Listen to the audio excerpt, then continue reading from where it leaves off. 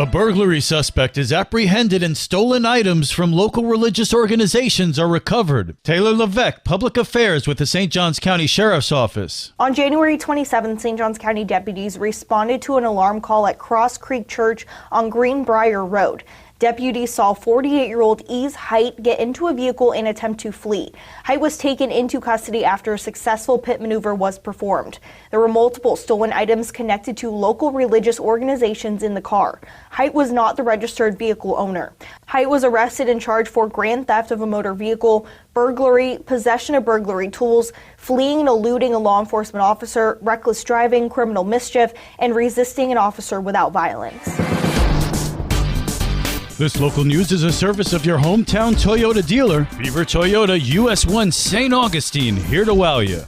Did you know the Underground Railroad actually ran south before it ran north? And you can learn more about that firsthand from talented reenactors. Liz Ryan has more about that unique experience. Flight to Freedom is an unforgettable 3-day festival at Fort Mose, and it begins on Thursday. Park Services Specialist Billy McNaught explains what it is. Basically a depiction of what our freedom seekers went through as they took the harrowing journey from South Carolina to St. Augustine. And the Flight to Freedom is all the people that they would have encountered on their way down here, such as boatmen and slave catchers. And then as they got here, they would meet a priest, of course the militia, and certain other people. So basically what we have out here is the community comes together, all of the reenactors basically reenact what the public would see.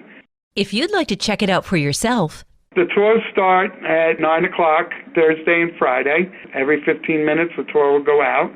There'll be parking on site at Fort Mose for Thursday and Friday, the 1st and 2nd. And on Saturday the 3rd, there'll be accessible parking at 200 San Sebastian View, where a free shuttle service will begin at 8:30 and the last shuttle will go out at 3:45. And Fort Mose is undergoing a huge reconstruction project. By next year, you will see a reconstructed first Fort Mose, which is the 1738 Fort Mose, out here on the property. So we're very excited about this program and about everything that's happening out at Fort Mose. For more information, go to fortmose.org. For St. Augustine's Local Morning News, I'm Liz Ryan. Florida's success in large part is built into our Constitution because, as the governor said, we have a term limits requirement as well as a balanced budget requirement. Republicans in Tallahassee are calling on the federal government to follow Florida's lead. Daryl Moody has the story.